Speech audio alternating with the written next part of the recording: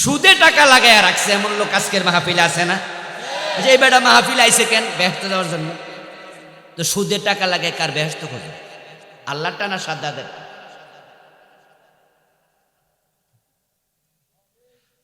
আমার প্রিয় ভাইটি কান খোলে শোনো, যদি সুদ খায় কোনো মানুষ, তার আমল নামায় ৭৩টা গুনাহ আল্লাহ লিখে দেয়।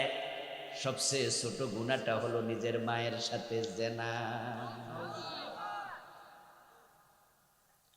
আর সবচেয়ে বড় গুনাহ হলো আল্লাহ এবং রাসূলের সাথে যুদ্ধ ঘোষণা।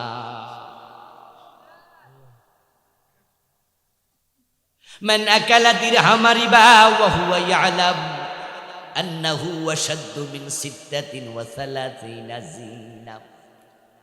প্রিয় নবীজি বলেন, যে জেনে শুনে 1 টাকা সুদ খায় তার আমল নামায় 36 বার জিনার গুনাহ লিখে দেয়া হয়।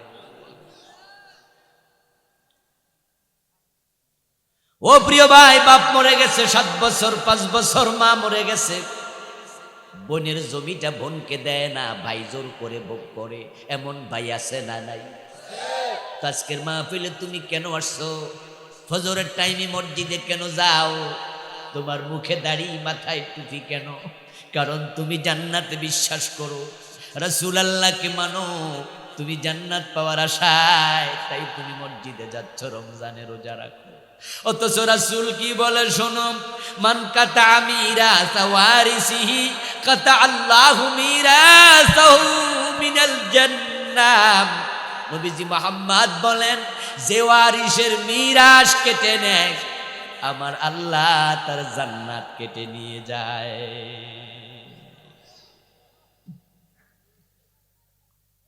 ডিসকাউন্ট খুঁজতেছেন? জান্নাতে যেতে হলে ঈমান এবং নেক আমল শক্ত করে ধরেন। ঈমান যদি না থাকে তাহলে নবীর বাবা হলেও জান্নাত পাওয়া যাবে না। যেমন ইব্রাহিম আলাইহিস সালামের বাবা আজর জাহান্নামে, কারণ তিনি মুশরিক ছিলেন। নূহ আলাইহিস সালামের ছেলে কেনান জান্নাতি না জাহান্নামী? কারণ সেও কি ছিল? কাফের।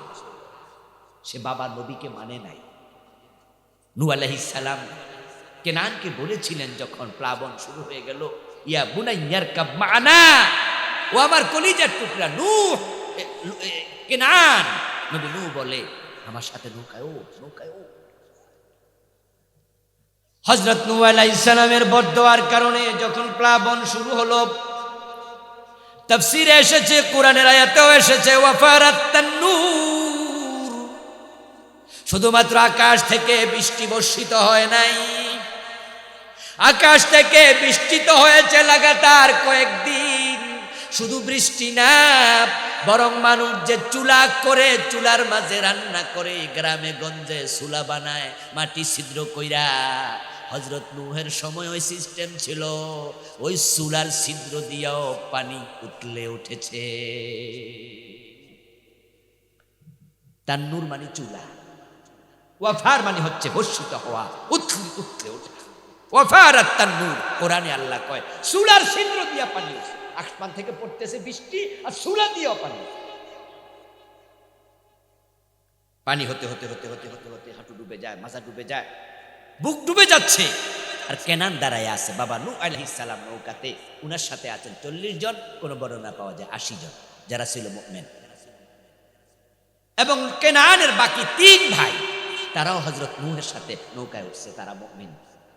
ইয়া বুনাইয়ারকাব মা'না, নূহ আলাইহিস সালাম বলে, ও কলিজার টুকরা নূহ, ইয়া কেনান, বুনাইয়া প্রিয় সন্তান, ইবনি মানে আমার সন্তান, বুনাইয়া মানে আমার প্রিয় সন্তান, কলিজার টুকরা সন্তান, ওঠ ওঠ ওঠ ওঠ ওঠ, ডুবে যাবি তো।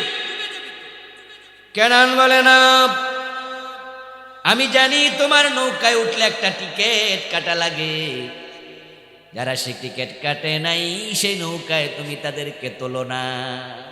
ওই টিকিটটা হলো লা ইলাহা ইল্লাল্লাহ নূহুন নবিয়্যুল্লাহ। কেনার বলছেন যে এই টিকিট কাটতে আমি রাজি না, আমি তোমাকে নবী মানি না। নাউজুবিল্লাহ পড়। তাহলে তো ডুবে যাবি। এবার কেনান জবাব কি দিয়েছে আল্লাহর কোরআন থেকে শুনুন। কেনান জবাব দেয়, সাউবি লা জাবালিন ইয়াসিমুনি মিনাল মা, আমি ওই পাহাড়ের চূড়ায় উঠব, পাহাড় তো আর ডুববে না।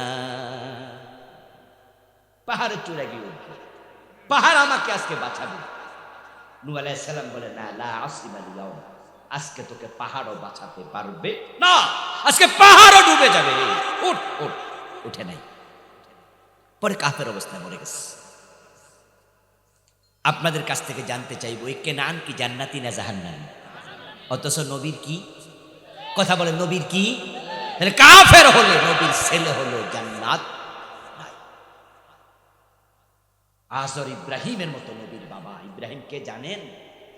ইব্রাহিম আলাইহিস সালাম এমন একজন নবী, প্রিয় নবী সাল্লাল্লাহু আলাইহি সাল্লাম বলতেছেন, রাসূল মুহাম্মদ বলতেছেন, হাসরের দিন সবাই ল্যাংটা থাকবে, উলঙ্গ উঠবে, হুফাতান ওয়া উরাতান, গোরলা, কারো কাপড় চোপড় থাকবে না, সবাই থাকবে বস্ত্রবিহীন। আল্লাহ এক নাম্বার ইব্রাহিমকে জান্নাতের পোশাক পরাবে, এক নাম্বার ইব্রাহিমকে, তারপর আমি নবীকে পরাবো। ইব্রাহিম পোশাক পরার দিক থেকে নবী মুহাম্মদের আগে, কারণ তিনি বাবা, নবী মুহাম্মদ হলো ছেলে। মুসলিম জাতির পিতাকে বলেন না, কথা বলেন, কে? ইব্রাহিম নবী মুহাম্মদের পিতা। ইব্রাহিম আলাইহিস সালামের সন্তান ইসমাইলের বংশ থেকে রাসূল আসছে না, এই জন্য তিনি আমাদের বাবা, সবার বাবা, মুহাম্মদ সাল্লাল্লাহু আলাইহি ওয়াসাল্লামের বাবা। আল্লাহ তাআলা নবী ইব্রাহিমকে সম্মানিত করবেন এক নম্বরে পোশাক পরাইয়া। কোরআনও বলছে, ইন্নী জাইলুকা লিন-নাসি ইমামা। ঈমান না থাকলে নবীর বাবা হইয়া লাভ নাই, নবীর ছেলে হইয়া লাভ নাই। লূত আলাইহিস সালামের স্ত্রী জাহান্নামী, নবীর বউ হইয়া লাভ নাই। এখন যদি আপনি কুফরি করেন, ঈমান থাকবে না। যদি শিরিক করেন, ঈমান থাকবে না। যদি আপনি নেফাক অন্তরে ঢুকান, ঈমান থাকবে না। তাই যারা জান্নাতে যেতে চান, ঈমান বাঁচান, কিন্তু তিনটা কাজ করলে ঈমান বাঁচবে না। এবার আপনাদের কাছ থেকে জানবো, বলুন তো বাংলাদেশে শিরিক আছে না নাই? শিরিক যারা করবে, সাথে সাথে ঈমান শেষ। দোস্ত, গাছ লাগাইলে হবে না, গাছ যেন ছাগলে না খায়, বেড়া দিও। মাছ ধরে ডুলায় রাখলেই হবে না, ডুলার তলা আছে কিনা দেখে নিও, ঠিক কিনা? না হয় মাছ ধরে রাখবা, তলাবিহীন ডুলা, সকালে দেখবা যে একটাও নেই, সব শেষ।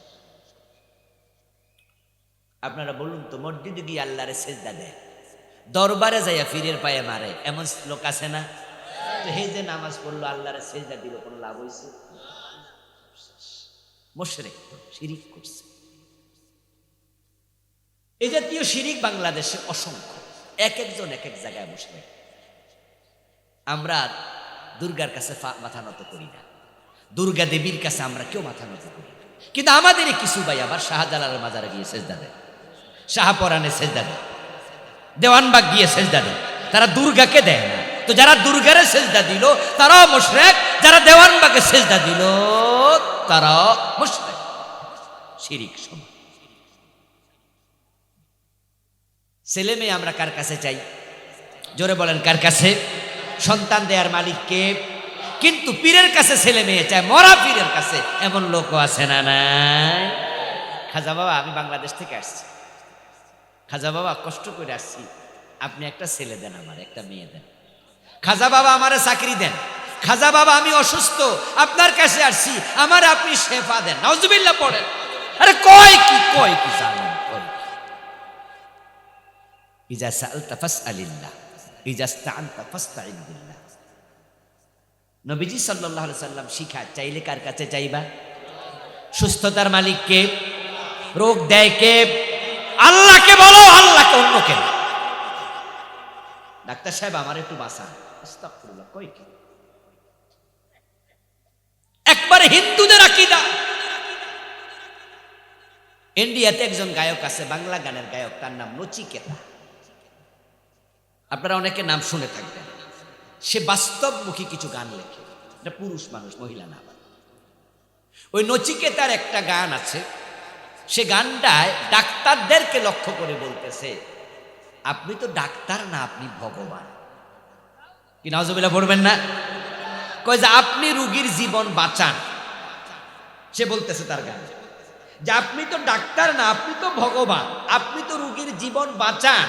তা আপনার কাছে আসলে আপনি যদি ভুল ঔষধ দেন, আপনি যদি অযথা চিকিৎসা না করে মানুষকে ক্ষতি করেন, আপনি যদি অযথা টেস্ট ম্যাশ দিয়া গরিব রুগীকে আপনি কষ্ট দেন, তাহলে ভগবানে কষ্ট দিলে আমরা যাব কার কাছে?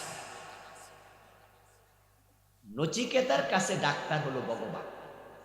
মুসলমানের সন্তানও যদি একই চিন্তা, ডাক্তারের যায় ডাক্তার আমারে বাঁচান, তাহলে তোমার কাছে তো সে ভগবান। বাঁচানোর ক্ষমতা কার? ওষুধ কি রোগ সারায় না? আল্লাহ সারায়। ওষুধ মাত্র ওসিলা, এর বেশি কিছু না। মুসলমানের সন্তানেরা এমন চিন্তা করে, এমন চিন্তা। খাজা বাবার কাছে ছেলে চাইলো, মেয়ে চাইলো। কিছুক্ষণ পরে জোহরের আজান হলো।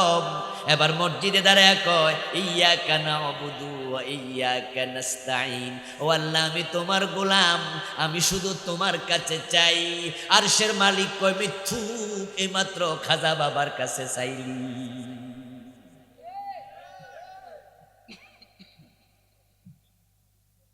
আপনি বলতেছেন আল্লাহ আমি শুধু তোমার গোলাম, অথচ আপনি আদালতের হাকিম। সকাল 10টায় গিয়ে চেয়ারে বসছেন, আজকে আপনি 2 থেকে 3টা মামলার রায় দিলেন। জোহরের নামাজের আগ পর্যন্ত 3টা মামলা, 2টা মামলার রায় দিলেন হাকিম। ওই 2-3টা মামলার রায় দেওয়ার সময় একটা মামলা তো আল্লাহর কোরআনের আলোকে রায় দেন নাই, রায় দিছেন ব্রিটিশ আইনের আলোকে। চোর ধরে জেলে দিছেন, হাত কাটেন নাই। জেনার মামলা শাস্তি দিছেন বেত্রাঘাত, তাকে দেন নাই। তাকে বিবাহিত হলে রজমের শাস্তি দেন নাই, দিছেন জেল, দিছেন জরিমানা। অথচ আপনি জোহরের নামাজের টাইমে আদালতের হাকিম আল্লাহর সামনে দাঁড়ায়া কয়, ইয়্যাকা না'বুদু, আল্লাহ আমি শুধু তোমার গোলাম। আল্লাহ কয়, মিথ্যুক, তুই আদালতে ছিলি ব্রিটিশের গোলাম।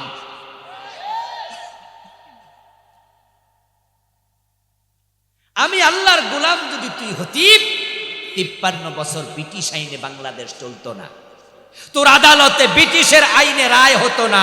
আমি আল্লাহর কোরআনের আলোকে দেশ চলার কথা, ঠিক কি না? সেজদার মালিক কে? জোরে বলেন, ইবাদতের মালিক কে? ইবাদত কয়জনের? আরেকজনের করলে ঈমান থাকবে? এবার বলুন, আইনের মালিক কে? আল্লাহ ছাড়া কারো আইন মানলে ঈমান থাকবে? 53 বছর আল্লাহর আইন চলছে, আপনার ঈমানের খবর?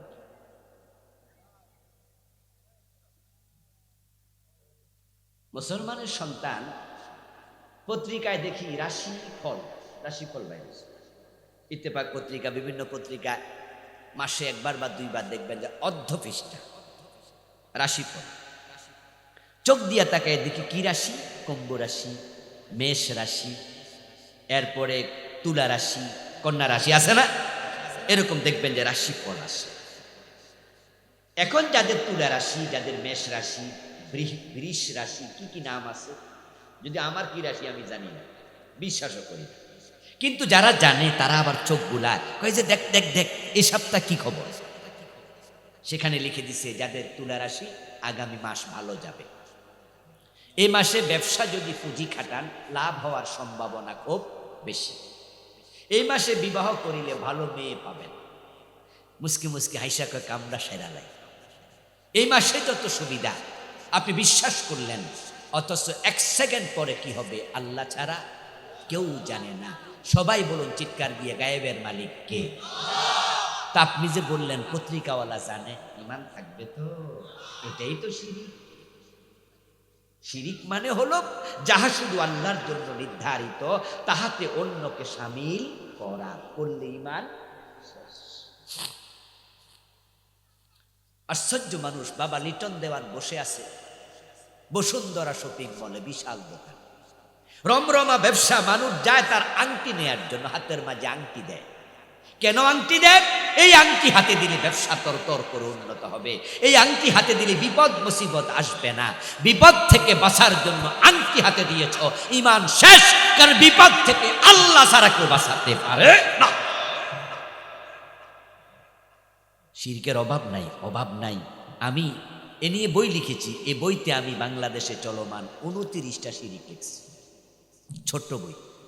পড়বেন, আমার গাড়ির ড্রাইভারের কাছে আছে, 8টা বই লিখেছি আমি, 29টা লিখছি। আলেম ওলামাদেরকে পর্যন্ত শিব প্রচার করতে দেখে কষ্ট পাই। এক হুজুর তো বিশাল মজমা জমাইছে, এখন গান গায়, তবলা বাজায়, জিকির যে করে কি বুঝি না। উনি আবার কয় আল্লাহর ধন রাসূলকে দিয়া আল্লাহ গেছে গায়েব। এখন রাসূলের ধন খাজা লইয়া শুইয়া আছে আজমিরে, কেউ ফিরে না খালি হাতে, খাজা বাবার দরবার। আলেমরা যদি এমন বলে তাহলে জাহেলরা কার কাছে? শিরিক থেকে বাঁচতেই হবে। কোন শিরিক যেন এবার আপনার কাছে আসতে না পারে। কয়দিন পরে নির্বাচন আসতেছে, হয়তো 1 বছর 2 বছর 3 বছর। এই সরকার তো অস্থায়ী, অন্তর্বর্তীকালীন। নির্বাচন ঘোষণা হলে আমাদের নেতারা আসবে, মাইক হাতে নিয়ে আপনাদেরকে বলবে জনগণ সকল ক্ষমতার উৎস, আমাদেরকে ভোট দিয়েন, আপনারাই তো ক্ষমতার মালিক। এই জাতীয় ফার্ম দেবে না, ফার্ম দিয়া ভোট নেবে। ডাইরেক্ট শিরিক, ডাইরেক্ট শিরিক। যারা বলেছেন তাওবা করেন। আমাদের সংবিধানে লেখা আছে সাবরেন্টির মালিক, ক্ষমতার মালিক জনগণ, রাষ্ট্রের মালিক জনগণ। জনগণ যাকে চায় তাকে ক্ষমতা দেয়, যাকে চায় ফিরিয়ে নেয়। অথচ কোরআনে হচ্ছে আন্নাল কুওয়াতা লিল্লাহি জামিআ, সকল ক্ষমতার মালিক। ক্ষমতা কে দেয়? কুলিল্লাহুম্মা মালিকাল মুলকি তুতিল মুলকা মান তাশা। রাজত্ব কার? চিৎকার দিয়া বলেন কার? এ রাজত্ব কি জনগণের? তাবারাকাল্লাযী বিয়াদিহিল মুলক ওয়া হুয়া আলা কুল্লি শাইইন কাদির। আর আমাদের নেতারা মাইক হাতে নিয়ে বলবে জনগণ ক্ষমতার মালিক, আর আপনারা মুস্কি মুস্কি হাসা করবেন যাক তাহলে আমিন, আস্তাগফিরুল্লাহ। আচ্ছা, আপনি ক্ষমতা দূরের কথা, আপনি নিজের মালিক নেই। এই যে আপনার হাত আছে, চোখ আছে, এগুলার মালিক আপনি। অঙ্গ বিক্রি করা যায়, কারণ কি? কারণ মালিকা নাই তো নাই, বেচবেন কি? মানুষের দেহের অঙ্গ বিক্রি হারাম। প্রথম কারণ, বিক্রি কেমনে করবেন? বিক্রি করার জন্য তো মালিক হওয়া লাগে। তা আপনার দেহের তো অঙ্গ প্রত্যঙ্গের মালিক আপনি নন, মালিক কে? তাই রক্ত বিক্রি করাও হারাম। বরং দান করতে পারবেন অন্যর উপকারের জন্য, কিন্তু বিক্রি করা যাবে না, কারণ রক্তের মালিক আপনি না। ও দোস্ত আমার, আপনি নিজের মালিক না, আর আপনি নাকি ক্ষমতার মালিক। কিছু আগে জেনেছি বাংলাদেশে অগাস্ট মাসের 5 তারিখে এই আয়াতের বাস্তবতা নিজের চোখে দেখেছি। যে 300 জন এমপি একসাথে পলাই গেল বাংলাদেশ থেকে। বলুন তো তাদের পক্ষে কি সেনাবাহিনী, পুলিশ বাহিনী ছিল না? এদেশের সেনাবাহিনী গত 15 বছরে কারা নিয়োগ দিছে? পুলিশ কারা নিয়োগ দিছে? র্যাব কারা নিয়োগ দিছে? আনসার বিজিবি কারা নিয়োগ দিছে? চৌকিদার কারা নিয়োগ দিছে? সব তো তাদের হাতে। সেনাবাহিনী প্রধান আমরা নিয়োগ দিছি।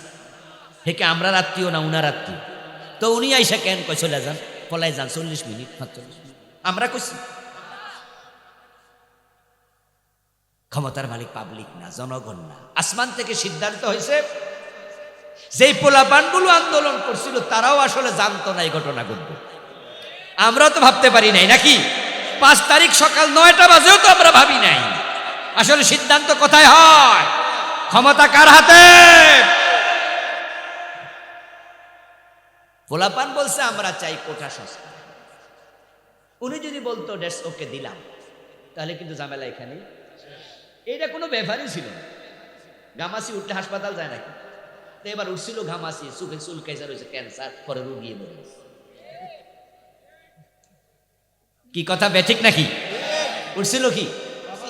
এটা চুল কাইলে যে ক্যান্সার হয়ে যাবে এটা তো ভাবি নাই, আবার রুগিও মরে যাবে। পোলাপান কইছে কোঠা সংস্কার, উনি বলতো যে ঠিক আছে পোলাপান দিলাম, যা ঝামেলা শেষ। আরে সাইসত কত? এত, অর্ধেক দিলাম। তো পোলাপান তাও তো পাইছি বাড়ির সব। কিন্তু কইছে রাজাকারের নাতি, লাগছে এ মুখ দিয়ে এটা বাইর করে দিছে কে? এমন লাগানো লাগছে, এবার কি হবে? আমার বন্ধু শেষ পর্যন্ত পোলাপান কয় 9 দফা উনি যদি বলতেন যা ঠিক আছে মানলাম, কিছু কিছু বাকিটা মানতেছি, তাও তো হতো। কিন্তু কয় না, আরো গুলি চালাও। বাপসে হেফাজতরে গুলি করে এক রাতে সরাইয়া দিছি। 28 অক্টোবর 5-7টা ককটেল ফুটাইয়া কত দলের নেতা দৌড়ানোর উপরে রাখছি। এবার তোরা তো পোলাপান, কি করবি? কিন্তু এগুলো পোলাপান না, এক একটা ছিল আল্লাহর পাঠানো আবাবিল।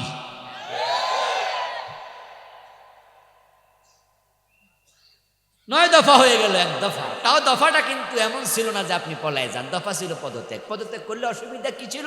পদত্যাগ করলে জেল হতো, ধরতো পুলিশে, কিছু নেতা জেলে যেত, 2 বছর 3 বছর পরে আবার ছাড়া পেয়ে যেত। এ দেশের নেতারা জেল খাটার ইতিহাস আছে না? এটা কোনো ব্যাপার না, কি জেল খাটছে এমন লোক এখানে আছে না? কিন্তু আপনি ফলাইলেন কেন? আসলে ঝামেলা উপর থেকে আইছে। আল্লাহ কলিজায় এমন ভয় ঢুকাইছে, পালারে পালা, তাড়াতাড়ি পালা। সকালে ভাত রান্না করছিল, খাওয়ার টাইম পাইছিনি, খাওয়ার সময়টা বলল। কাপড় যা ছিল পরনে তা লইয়া পালা, যিনি সুটকিসি ব্রিফকিসে এগুলা নেওয়ার সময় নাই। বলো ফোলা বান যাইয়া তালা ভাঙ্গা খুইলা পাবলিক রে দেখায় ফেসবুকে, এমন পোশাক নাম কোয়া যায় না, কে বুড়া মানুষ এগুলা দিয়ে করছে। এরপরে যে ডক্টর ইউনূস মিয়া আজকে ক্ষমতায় বসলো, ক্ষমতার মালিক জনগণ না, এটা বলবা না, তাও বা করো। ডক্টর ইউনূস চেয়ারে বসবে সে কল্পনাও করে নাই। কিসের কল্পনা? আমরা সচেতন মানুষ, আমরা বুঝি। যা সে ভেবেছে 5 তারিখের আগে, সেটা ছিল আল্লাহ জানে জেল কয় বছর। কারণ তার বিরুদ্ধে মামলা ছিল কিনা, 2-4টা না বেশি, ছোট ছোট না বড় বড়, প্রতিটা 10 বছর জেল হইলো 250 বছর, 200-300 বছর। আর ব্যাটারি চেয়ারে আল্লাহ বসাই দেবে। ক্ষমতার মালিক কে? তবে ক্ষমতা দিয়েও দেখে, কাইরা নিয়েও দেখে। এর জন্য ইউনূস সাহেবরও আমরা বলবো, বড় চেয়ারে বসছেন, ভাইবেন না আল্লাহ খুশি হইয়া দিছে, এটা পরীক্ষা হতে পারে। যদি আল্লাহর কথা মতো না চলেন, আপনিও মানুষকে শান্তিতে না রাখেন, ইসলামের বিপক্ষে চলে যান, আসার মারার ক্ষমতা আল্লাহর এখনো।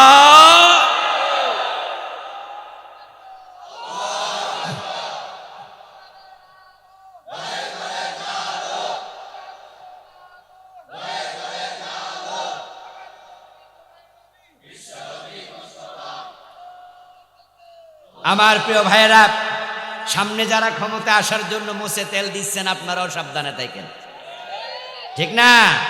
কারণ ক্ষমতার মালিক কে, এটা ভুলে যায়েন না। সামনে ক্ষমতা হয়তো আপনারা আসছেন, মুছে তেল দিচ্ছেন যে ক্ষমতায় আসবেন। আসেন, অসুবিধা নাই, এ দেশের লোকেরাই তো ক্ষমতায় আসবে, অন্য দেশ থেকে তো আমরা আসতে দেব না। ইন্ডিয়া যতই চাক আমাদের দেশে নাক গলাইলে আমরা নাক গলাতে দেব না। কিন্তু ক্ষমতায় আসলে ভুলা যায়েন না যে আল্লাহ হেরারে আসার মারছে, আপনাদের মারার ক্ষমতা। তাই সাধু সাবধান। আমার বন্ধু 29টা লিখেছি শিরিক। আরেকটা জঘন্য শিরিক হলো, হিন্দুদের যখন দুর্গা পূজা আসে, তখন মুসলমানের সন্তানরাও বলে ধর্ম যার যার উৎসব। এই কথা বলার কোনো সুযোগ, বরং স্লোগান হবে ধর্ম যার উৎসব তার। মূর্তি পূজা জায়েজ না হারাম? ছোট হারাম না বড় হারাম? উৎসব তো আনন্দ, মূর্তি দেখে আনন্দিত হওয়া যায়। যারা মূর্তি পূজা করে তারা কি জান্নাতে যাচ্ছে না জাহান্নামে? তো আল্লাহর বান্দা জাহান্নামে যা, আপনি আনন্দ করেন কেমন? তো বলবেন যে হুজুর হিন্দুরা যে আনন্দ করছে, ঢোল তবলা বাজাচ্ছে, দুর্গা পূজার দিন পায়েস পেন্নি খাচ্ছে, তারা আনন্দ করলে আমরা কেন করব না? আমি বলছি দোস্ত, তারা যে জাহান্নামে যায় তারা এটা বোঝে না, কিন্তু মূর্তি পূজা করলে জাহান্নামে যায় আপনি বোঝেন না, তা আপনি কেমনে আনন্দ করেন? আল্লাহ বলছে ওমান ইউশরিক বিল্লাহি ফাকান্নামা খাররা মিনাস সামা, কোরআনের আয়াত। যে ব্যক্তি আল্লাহর সাথে শিরিক করে সে যেন আসমান থেকে লাফ দেয়। কোথা থেকে? জোরে বলেন, কোথা থেকে? আচ্ছা, 4তলা বিল্ডিং এর ছাদ থেকে কেউ লাফ দিলে আপনি খুশি হবেন? হাততালি দেবেন, এই লাফ দে। 10তলা থেকে দিলে আপনি তো বলবেন এই কে, থাম, লাফ দিস না, পড়ে যাবি, মরে যাবি, তুই থাম, এগুলো বলবেন না? এই বাড়িওয়ালারা কোথায়? একটা ছেলে 6তলা বিল্ডিং থেকে লাফ দিচ্ছে, তাকে ধরো, সে পড়ে যাচ্ছে, আপনি মানুষ, আরে ভাই আমার চোখের সামনে ভাত খাচ্ছি আমরা, এই অবস্থায় রান্নাঘরে ছোট্ট ছোট্ট মুরগির বাচ্চা হাঁটতেছে মা মুরগির সাথে। ওই যে ভাতের মার গাইলা রাখছে গরম, হঠাৎ করে একটা মুরগির বাচ্চা যদি এসে লাভ দিয়া পড়ে, আমরা খাইয়া গেলে এটা বাঁচাইয়া গেল। ভাইয়েরা কথা কইবেন না? আমরা খানা বন্ধ করে বাঁচাই না? এটা বিড়ালের বাচ্চা পানি চুবলে আমরা বাঁচাই না? তাহলে একদল লোক মূর্তি পূজা করে জাহান্নামে চলে যাচ্ছে, তোমার তো উচিত বাঁচানোর চেষ্টা করা। তুমি তো বোঝো মূর্তি পূজা শিরিক। তুমি কি কইলা? ধর্ম যার যার উৎসব, যাও হাততালি দাও, আনন্দ করো, দোজকে হেরা যাক, তাকে আরো ফেলা। এটা মানুষের কাজ হতে পারে। এরপরে হয় নিজ ধর্মের অবমাননা। আমরা যখন গরুর জবাই করি, কোরবানির ঈদে গরু জবাই দেখার জন্য কোনো হিন্দু আসে? কেন আসে না? বাড়ির পাশে কি হিন্দু নাই? দাওয়াত দিয়া দেখবেন, আসবে না। আপনার ক্লাসমেট, আপনার বন্ধু, আপনি বলবেন যে আগামীকাল আমাদের কোরবানির ঈদ, কেমনে গরু জবাই করে একটু দেখতে আসিও, কারণ তোমাদের হিন্দুদের মূর্তি পূজা তো আমরা দেখতে গেছিলাম, এই জন্য তোমরাও আসো। ধর্ম যার যার উৎসব সবার, তোমাদের উৎসবে আমরা গেছি, আমাদের উৎসবে। কিন্তু বেড়া রাম রাম হয়ে চলে যাইব, গলায় গামছা লাগাই আনতে পারবেন না টেনে। জিজ্ঞাসা করুন আমাদের উৎসবে কেন আসো না? তখন স্টেট কার্ড জবাব দিয়ে দেবে, তাদের ধর্মে গরু জবাই করা নিষেধ, তাই নিষিদ্ধ কাজ তারা করে না দেখতেও, কারণ তাদের কাছে তাদের ধর্মের সম্মান আছে। একজন হিন্দু তার ধর্মের ইজ্জত দিল। এবার আমাদের ধর্মে যে মূর্তি পূজা নিষেধ, এটা দেখতে যায় যারা নিজের ধর্মকে তারা অবমাননা করছে, ইজ্জত দিতে জানলো না। 4-5টা শিরিক বললাম, তো 5টা বললে আরো 26টা আছে, 29টা লিখছি, তো সময় হবে না আজকে, বইটা নিবেন। কুফর লিখেছি আলাদা একটা বই, এটাতে আমি বাংলাদেশে চলমান কুফর লিখেছি 56টা, 56। গত সরকারের আমলে তারা রাষ্ট্রীয়ভাবে কুফর ঢুকেছিল ডাইরেক্ট সিলেবাসে, বইতে। 2023 জানুয়ারির 1 তারিখ বই হাতে পাওয়ার পরে আমরা পাইলাম যে সেখানে বান্দরের ছবি, সাথে মানুষের ছবি। তারা সেখানে বুঝাই দিছে যে মানুষ একসময় বান্দর ছিল। এই চিন্তাটা কুফরি চিন্তা। এটার আবিষ্কর্তা যে, তার নাম হলো মিস্টার ডারউইন। তার নাম কি? তার এই ঘটনা যে সিস্টেম, এটার নাম দিয়েছে বিবর্তনবাদ। আপনারা কি দেখছেন যে ছোটকালে কেমনে ব্যাং হয়? এই যে 4 ঠ্যাংওয়ালা ব্যাং, এটা কি শুরুতে 4 ঠ্যাং ছিল? এই গ্রামের মানুষরা তো দেখার কথা, টাকি মাছ ছিল না? প্রথমে ব্যাঙের বাচ্চার কি আসিল, সাইজ কেমন হয় যেন টাকি মাছের, শুধু সাইজ না বুঝলে দাইন্দা খাই লেতো মানুষ। কিন্তু আমরা বুঝতাম যে এটা ফ্যাটটা একটু মোটা মোটা, লেজটা কেমন, তখন বুঝতাম যে আরে এটা টাকি মাছ না রে, এটা ব্যাং। কারণ হচ্ছে টাকি মাছের ফোনা যেমন, ব্যাঙ্গের ব্যাঙ্গাসির বাচ্চাও তেমন। কিছুদিন যাওয়ার পরে আবার 2 ঠ্যাং বাড়িস, কুম্বুরের মতো, কুমিরের মতো 2 ঠ্যাং বাড়িস। আরো কিছুদিন যাওয়ার পরে আবার 4 ঠ্যাং, কিছুদিন যাওয়ার পরে লেজ। এখন সে লাফ মারে। ব্যাঙ্গাচির জীবন চিত্র আমরা ছোটকালে বইতে পারছি। এই ব্যাঙ্গের দিকে সাইয়া মিস্টার ডারউইন কয়, আরে মানুষের চেহারা তো দেখতে বান্দরের মতো লাগে, এটারও মনে লেজ আছে।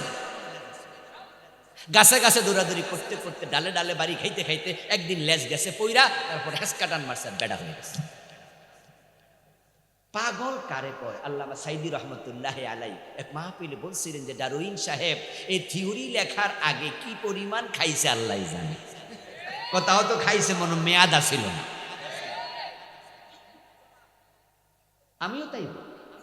একটা বিবেক সম্পন্ন লোক কি এটা বলে যে বান্দর ছিল? আচ্ছা, বান্দর থেকে যদি মানুষ হয়, পৃথিবীতে এখন বানর আছে না নাই? আমাদের ঢাকা চিড়িয়াখানায় আসেনি? আচ্ছা, কয়টা মানুষ আছে? কেমন কি হল? বোয়াল মাছ আর পাবদা মাছ চেহারার মিল আছে না? তো কেউ যদি কয় যে বোয়াল মাছের পূর্বপুরুষ পাবদা মাছ, হইল? দেখেন কি অপদার্থের একটা থিওরি আমাদের মুসলমানের দেশের সিলেবাস ওরা 2023 ঢুকে। আপনি লক্ষ্য করুন, মুসলমানের সন্তানরা যদি বোঝে যে হ্যাঁ এটাই ঠিক, আল্লাহর কোরআনের অসংখ্য আয়াতের উল্টা হয়ে যাবে, ঈমান শেষ। এই কুফরি থেকে বাঁচা দরকার আছে না নাই? আরো কত কুফর 56টা লিখেছে। নিফাক থেকে বাঁচবেন, 28টা নিফাক লিখেছে আলাদা বইতে। আমল হেফাজত করুন, আমল বুঝুন, আমল করুন, নামাজকে শক্ত করে ধরুন, বেদাত পরিহার করুন এবং হারাম থেকে নিজেকে রক্ষা করুন। হারাম খাইলে, বেদাত করলে আমল কবুল হবে না। আল্লাহ তাআলা আমাদের সকলকে ঈমান এবং আমলকে সঙ্গী করে মরার তৌফিক দিন। সবাই বলি আমিন।